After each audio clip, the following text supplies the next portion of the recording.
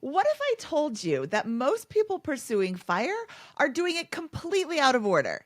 The difference between reaching financial independence in 10 years versus 20 isn't just about how much you save, it's about when you save it. Today, we're breaking down the exact sequence of financial moves that will supercharge your path to financial independence.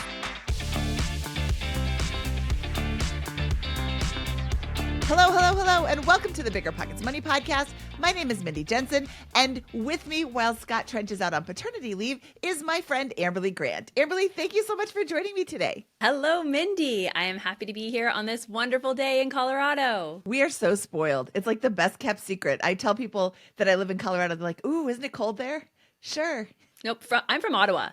I know what cold is. This ain't cold. I'm from Wisconsin. That's like Ottawa South. BiggerPockets has a goal of creating 1 million millionaires. You are in the right place if you want to get your financial house in order, because we truly believe financial freedom is attainable for everyone, no matter when or where you are starting. I think you're really starting to get the hang of that, Amberly. Another octave lower in your voice and you're going to be Scott's twin. Excellent. All right, let's get into today's episode. We want to add a few caveats to this conversation. This episode is for someone who has already started building towards financial independence. So we're going to quickly breeze through the fundamentals you hopefully already are doing or have done before we get into more tactical steps that you should be taking on your path to FIRE. So first up, Dave Ramsey's baby steps, the first 3 of them, I think are really, really great. His first one is build a $1,000 emergency fund. This is where we part ways because I don't think that a $1,000 emergency fund is enough. However, it's a great start, especially if you're starting from a position of no emergency fund whatsoever. I would say 3 to 6 months emergency fund, unless you have a lot of different buckets to pull from. And I'm leaning more towards 6 months, just with all of the economic uncertainty that we are experiencing here in America right now. You know, Mindy, I actually think 3 months personally. There's something to say about having to tackle some debt, which might come into one of our steps here. And 3 months is a good buffer. It takes about 3 months for someone to find a new job. And I know 6 months with our current state might be better, but if I were advising someone to save right now, I would say 3 months and then move on and come back to it. That's a good plan. Okay, so what would you move on to? Next, free money. Things like matching your 401k or something that you can't get back. So, HSA contributions end when you file your taxes or in April, so you can no longer contribute for the year beforehand. Your 401k is a yearly amount. So again, something that once you pass that year, you're not going to be able to come back to it. So I really think it's important to try and get free money or things that you can't come back to within the year, like within the next year. Okay, and that would be the retirement savings, like your IRA, your Roth IRA, your 401k. The free money, I think you're talking about that employer match if you have one. If you don't know if you have one or not, now's a great time to talk to your HR department. Ask about all of the benefits that your company has, not only if they have a match, but also what kind of 401k options do they have for you? Do you have a Roth 401k option? Honestly, I would just ask them, what are all of the benefits that come with this job? Because I have heard of people having health club paid. I have heard of people having reimbursements for college. There's all manner of benefits that exceed just the 401k and the healthcare. I agree completely. Yep. And with healthcare, a lot of people don't realize that maybe a high deductible health plan that comes with that HSA with an employer match or an employer contribution may actually do well for you and your family versus, say, a plan that you are just paying a copay with. So high deductible health plan versus other plans, it may be a better option. So just take a look into that as well. Yeah. And now's the time to start thinking about that because at the end of the year is typically when you have the renewal. So do the math now. What would it cost for the current plan, you out of pocket paying your deductibles through your company versus paying having the higher deductibles? We had a listener do some math on a spreadsheet. It's in our Facebook group, and I will bring that back up to the top of the Facebook group. just so you can see what I'm talking about. This was such a great bit of information. He said, essentially, there is only a very small subset of people where not having a high deductible plan is the better choice based on the amount of out of pocket, the amount of your premiums per month, and the HSA benefit. So it doesn't work for everybody. This was even chronic illnesses. There was just a very small percentage where this wouldn't be the best choice. So if someone's getting free money, what's next, Mindy? Oh, prioritizing high interest rate debt pay down. Now, back when interest rates were really low, Scott and I had this idea that if your rate was 5% or less, don't pay it off any faster than just the minimum payments. If it was 7 or 8% or more, pay it off as fast as you can. So when I say high interest rate debt pay down, I'm talking about your credit cards that are in the double digits. I'm not talking about your mortgage right now. I want to make sure that all of your extraneous debt is gone. Your mortgage, if you have a 3%, that's in that don't pay it off any faster than you have to category that Scott and I prefer. However, I will say that he has started changing his tune. And as you get closer to retirement, he is advocating more for having a paid off house. I am still going to always keep my 3% mortgage for as long as I can because it's 3%. But again, high interest rate pay down. So anything over 8% that is not your mortgage, I would focus on paying that off. Now, there's two ways to do that. There is the debt snowball and the debt avalanche. The debt snowball is you make a list of your debts from lowest amount owed to highest amount owed, and you don't pay any attention to the interest rate. You pay off the lowest amount. You make the minimum payments to everything but the lowest amount. You take every spare dime you have and throw it at that lowest amount. The idea is you get the mental win that you have paid off a debt, and then you attack the next debt in the same fashion. The debt avalanche takes into account highest interest rate to lowest interest rate debt. So you kill the highest interest rate debt first and then move down to the next highest interest rate debt. The problem with the debt avalanche is that it could take a long time to see that first win. I like a hybrid. If you have multiple debts, make both lists, lowest to highest amount owed and highest to lowest interest rate. Pay off that lowest amount owed first. Really attack that, get the win, and then move over to the other list and start attacking the highest interest rate first. It's 6 of one, half a dozen of the other. Ultimately, you just need to pay off the debt. Agreed. It needs to go. Okay, Amberly, let's say that we have an emergency fund. We are contributing to get our employer 401k match, if there is one. We are making our HSA contributions if we have one, and we don't have any high interest rate debt. Where would you tell somebody to go next? Well, first I give them a high five, and then I would say track your expenses. This is my absolute favorite thing to tell people. It's annoying, but there are a couple apps out there that can really help you with tracking your expenses, things like YNAB, Monarch Money, even an Excel spreadsheet. That's what I get people to do so they can really feel it and see what they're doing. And I love a 3-month expense tracking. So I like to go 3 months back, no matter what those 3 months were, and put down every dollar that happened in that month and see what comes out of it and categorize it. People are always so bewildered with how much money they spent. And they're always like, Amberly, but I planned a vacation in February and December was Christmas. And I'll be like, great. And March is, another big expense. There's always a bunch of big expenses. And for me, tracking some sort of 3-month time period and averaging it out is probably pretty accurate. The thing I also recommend for you guys to do before you actually track your expenses is take a guess. I love when people tell me, oh, Amberly, I only spend about $2,000 a month. And then we track it for those 3 months, see the average, and I guarantee it's going to be 50 to 100% more than whatever number you told us. So track your expenses, whether, again, that's an app and you do it over a year period or just in an Excel spreadsheet for a couple months. So I love absolutely everything you said, and I'm going to go a little bit further. When I first started tracking my expenses, it was on a notebook paper on the kitchen counter right where I always walked in. And it was a physical reminder, oh, I have to write down what I spent. And I know that I went to the gym this morning, and on the way back I went to the grocery store. So I would write that down. And then the next day I would come in from the gym and I also went to the grocery store and Target. And I started seeing face in front of me within 2 weeks where the big hole was in my spending. So if you aren't going to fill out these expense reports and not expense reports, the tracking expense, you know what? It is an expense report.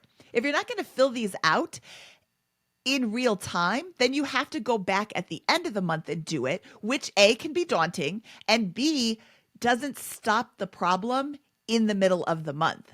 I was 2 weeks into tracking my expenses and I was like, oh, look at that. I go to the grocery store every single day and I only go in for one thing, but do I come out with one thing? No, I come out with a lot of things. So that was very easily a way for me to fix the hole in my budget, because we were absolutely, we only spend $2,000 a month. Where did all of our money go? We're only spending $2,000 a month. Well, that's not true at all. We were spending so much more than $2,000 a month because we weren't tracking it. Okay, Amberly, let's move on to the next level. Let's call it $80,000 to $100,000 in income, and you start to see that you have a little money left over at the end of the month, and you want to achieve FI in 10 to 15 years. What kind of options should we start looking towards? You got to calculate your FIRE number. If you have no goal to work towards, then what are you doing? So we just talked about, you're tracking your expenses. So you can actually see what your expenses are today. And then we take that, times it by 25, and that is your FIRE number. So, if you are spending about $40,000 a year, your FIRE number is $1 million. You need $1 million to cover all of those expenses should they not go up over time. Have you calculated your FIRE number, Amberly? Mindy, I'm the worst FIRE person in the world. Yes, ...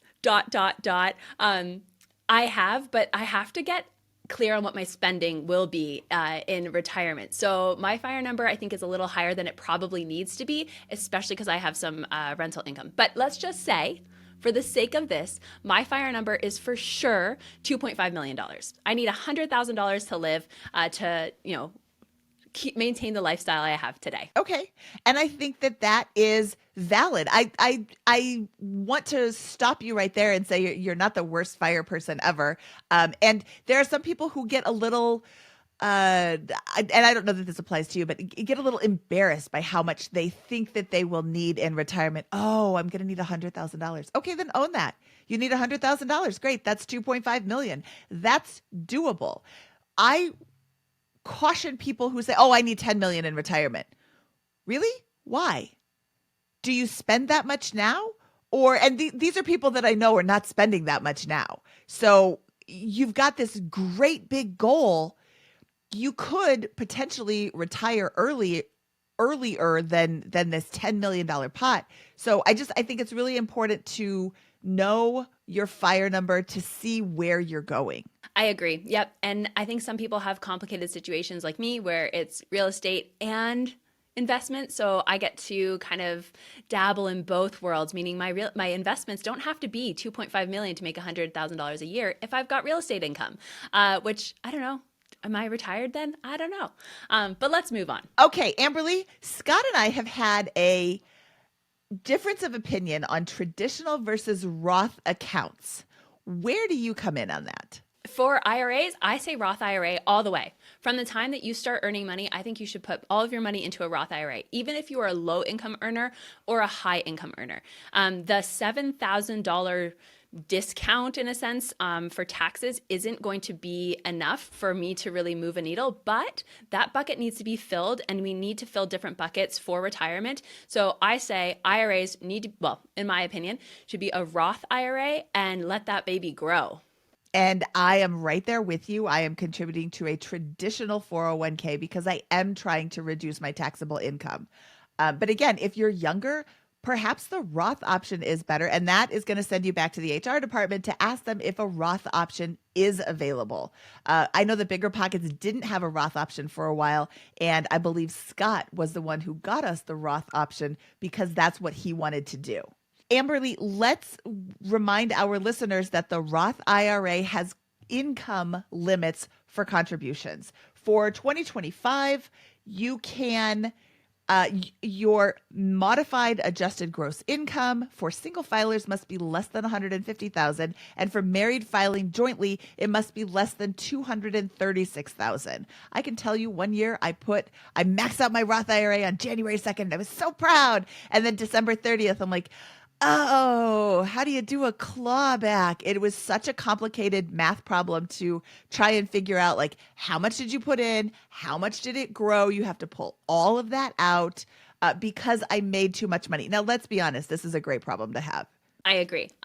That problem is a great problem. And that's actually why some people recommend not maxing it out at the beginning of the year and instead waiting until you've either done your taxes or you get a good idea of where you stand, if you might be on the cusp of that. So, but if you're making $80,000 a year, this isn't for you.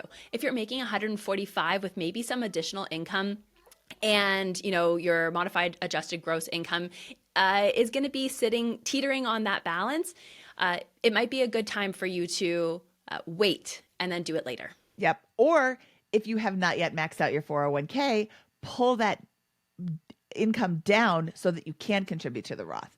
But let's say that I make way more money than I could ever possibly make. How can I contribute to a Roth anyway? Backdoor Roth.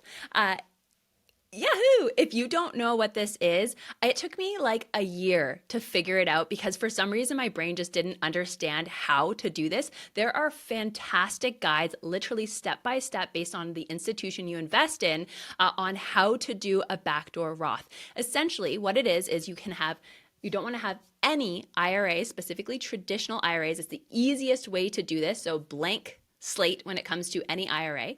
You open a traditional IRA, you put your $7,000 into it, and then there's a button normally in Fidelity and in Vanguard that says convert to Roth. And you want to do that. They sometimes say wait 3 days. From my understanding, the IRS doesn't really care, but this is, you might vary in regards to how this works for you, but you can do it within a couple of days. You try to not have gains on that amount, but you transfer the entire amount into your Roth IRA, and then it can grow tax-free from there. You are paying taxes on Roth contributions no matter what. If it's traditional, if it's a regular Roth, like flat out, you don't have to do the backdoor. If it's a backdoor, you're still paying taxes on that money. So it's not like you're doing anything different. You're just getting more money into your Roth account. Exactly. So now that money is growing tax-free. That's what's so great about the Roth is you pay the taxes now. It grows tax-free. When you withdraw it, you are paying $0 in taxes on that. And again, you're filling another bucket that you can pull from later on, and we'll talk about that in just a little bit. Hey, Amberly, we talked about the high deductible healthcare plan. Do you have one? I do. I have done the math with 2 babies, like having 2 children at 2 different years. High deductible health plan still made sense. That is amazing. I actually had babies before the high deductible healthcare plan came into my life as an option. But that is really awesome that you did the math and it's still the HSA, the high deductible plan won out. I'm going to say the guy in the Facebook group did the math, and I can't remember exactly what scenario it didn't work in, but almost every scenario it works in. So I'm going to encourage you to talk to your HR department, look at what the current premiums are, and do the math. How much, because the HSA it's even better than a Roth plan because it's triple tax advantage. With a Roth, you pay tax and then it grows tax-free and you pull it out tax-free. With an HSA, you don't pay the tax. It grows tax-free and you can pull it out for qualified medical expenses tax-free. Now, what I know a lot of people in the FI community do is they just cash flow their medical expenses unless they have a big expense. They cash flow their medical expenses, save their receipts, and then once they retire, you can start pulling that money out. You can pull it out all at once. You can pull it out a little bit to kind of supplement your income. I had 2 kids in braces, so I have at least $12,000 in bills that I can pull out once I retire. Plus, I keep all of the bills for the random prescriptions we pick up, the random doctor visits, you can't use HSA money for healthcare premiums, but you can use it for any other expense. There's a lot of expenses that aren't even like medical expenses, really, like contact solution or Band-Aids or like things like that. There's a whole list of like 130,000 different products that qualify for HSA and FSA money. So investing within your HSA, this is a super awesome plan. I encourage you to find a way to max it out every year. But please note that you have X number of dollars to put in there. If your employer contributes on your behalf, that just reduces the amount that you can put in because it's a total, it's not an employee match. Does that make sense? Makes perfect sense to me. Amberly, I know you've been listening to the BiggerPockets Money podcast for a long time. You've heard Scott and I talk about the middle class trap. We want to make sure that our listeners who are somewhere in the middle of the path to financial independence are not falling victim to the middle class trap. One of the easiest ways to avoid the middle class trap is to have after-tax brokerage investments. Yep. I actually learned this from talking to my early retiree friends who got stuck not having cash for today in their early retirement because it was all in their 59 and a half, 60 plus accounts. And so they'd have to take a penalty or Roth conversions to get to it. And that was like really difficult for them. So I learned about 3 years ago that I need to start splitting up some of that cash into a brokerage account. And that's what I started doing. And it's really exciting for me because it means that I can retire early and not get stuck with all of my money being in a house or somewhere else. Something else is real estate, making sure that not all of your money is going towards your primary residence. So you're not maybe paying that down super early if you have a low interest rate. But also, again, making money on the side, using your real estate to actually get you money. Things like house hacking, we talked about, flipping, maybe investing in different properties, but making sure that your primary residence maybe isn't your only real estate holding. I do like real estate as an investment strategy. And Scott very famously in January of 2025 sold 40% of his index funds and turned it into cash flowing real estate in Denver. I'm going to caution people. Amberly and I are both in love with real estate. Scott loves real estate as an investment strategy. If real estate is not something that you want to do, don't listen to this episode and say, oh, well, I guess I have to invest in real estate. There are other options, such as the after-tax brokerage account. You don't have to go into real estate, but it can be a really great way to generate income, generate cash flow, so that you don't fall into the middle class trap. Agreed. Number one thing you should ask yourself if you're listening to this episode and you're not quite sure if you want to have real estate, do you want to be a landlord? If the answer is no, maybe just move on to step 2, side hustles. I have friends who have made some really good money off things like Rover. I don't think driving for Uber or Lyft is actually all that profitable anymore. But I know that things like dog walking, dog sitting, because you can get, $100 for a night to watch people's dogs. What other side hustles have you heard of, Mindy, that actually cash flow well? I have a friend named Nick Loper who has a whole podcast about side hustles. It's called Side Hustle Nation. And he has some pretty amazing side hustles. One of the biggest side hustles, one of the best side hustles that I've ever heard from him, and we subsequently had Mark Wills on our episode 74, is loan signing, being a notary. And when you bought your house, a notary came to your house and you signed all the papers. You didn't have to go any place to buy the house, or when you refinance. And it's not as popular now. It's not as lucrative now as it was in, 2021, 2022, even 2020 when we had COVID and you were going into the title companies to sign your documents. That was a really amazing side hustle. But Nick has a ton of awesome side hustles. We also interviewed Jackie Mitchell on our episode 470. She was in the middle of a 100-day, $100 a day side hustle challenge, and she had some really great side hustles. One of them was some sort of AI thing. I don't understand AI. Our listeners already know that I'm not tech savvy, but it was translating and correcting AI documents. And she was making quite a bit of money from that one. She has a great outlook on different side hustles, and she has some side hustles that she would never do again because it just took too long to make that $100. But episode 470 is another great one. When you're within 2 years of retirement, it's now time to start upping that cash. You're going to want 1 to 2 years of cash in some sort of high yield savings account. And you might be thinking, oh man, Amberly, 2 years of cash sitting there not making any money and not working for me. But the thing is, it's not supposed to be working for you today. It's supposed to help you in case something happens during retirement where the market takes a downturn and you need to pull cash instead of your investments. So you want to make sure that you've got something, some sort of reserve for that first few years of FIRE. Amberly, I think that FIRE adherents are really, really focused on optimizing everything.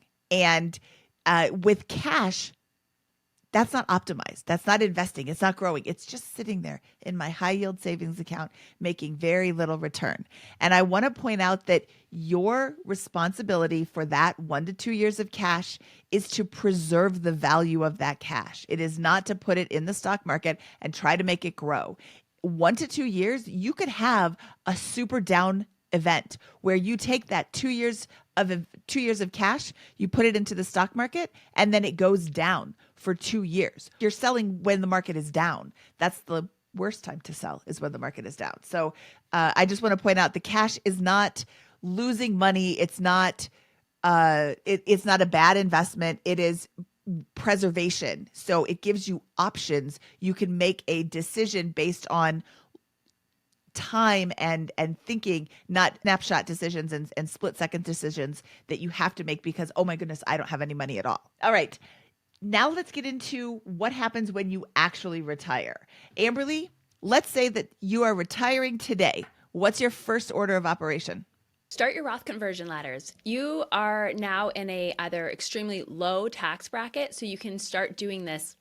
Mindy, do you want to talk a little bit about what this is? The Roth conversion ladder is when you pull money out of your 401k and you roll it over into a traditional IRA that is not a taxable event. But then you take that IRA and you turn it into a Roth IRA.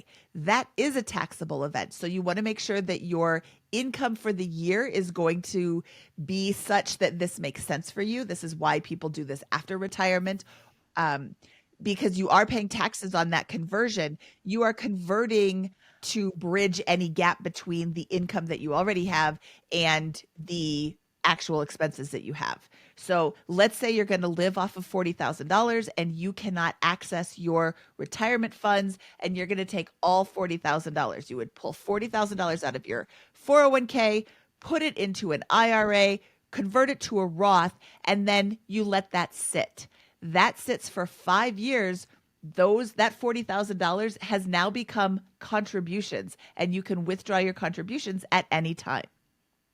You do that every single year, and you are paying much lower income tax on just the conversion versus if you converted $1 million, you're paying taxes on the $1 million. So you need to do a little bit of math for this, but it's a great way to have buckets to pull from 5 years after you do your first conversion.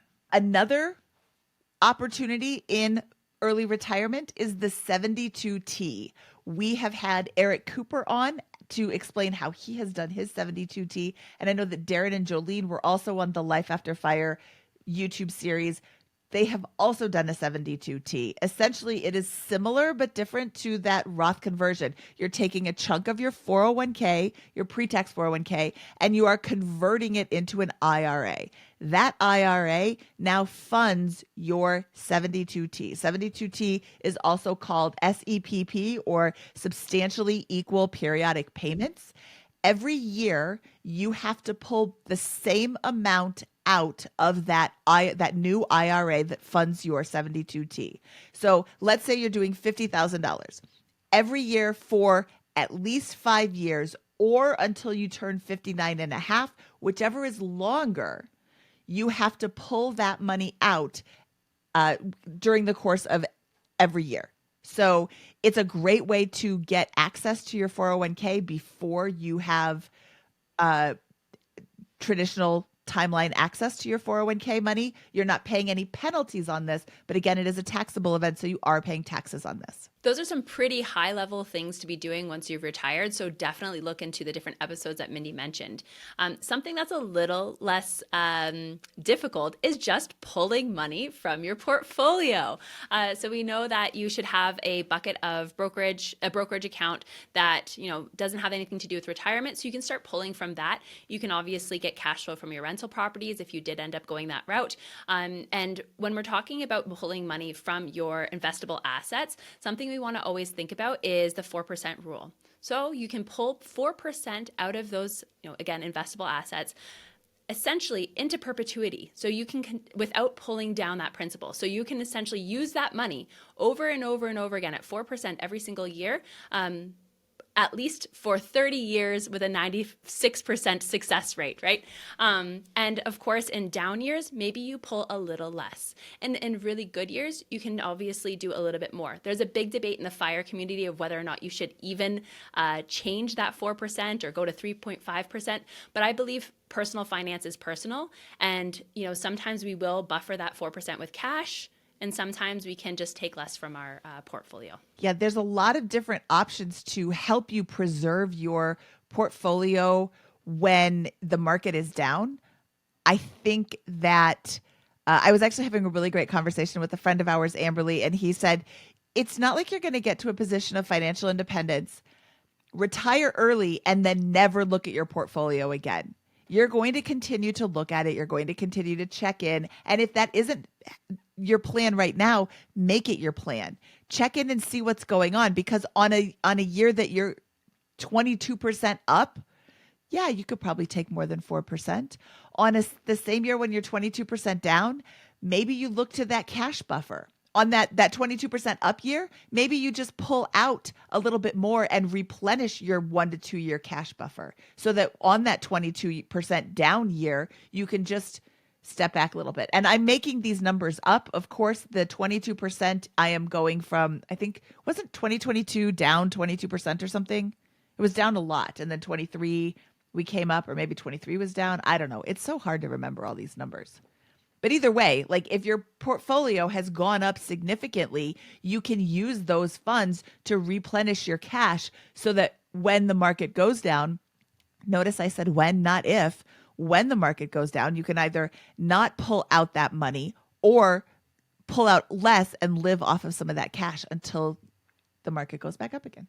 For me right now, I'm actually not even close to this part where I'm going to do these high level parts. I'm actually just still stuck in that, what should you be doing when you're in the accumulation phase? So this is really helpful for me just to start planning what my future is going to look like in the next 5 to 10 years, because I want to keep this in mind so that I can start, learning about it and making my, my portfolio look the way it needs to look to get to complete retirement. Emily Guy Birkin has a really great book out called The 5 Years Before You Retire, which is more of information about planning your future retirement before it's too late. So that's also a great book to check out.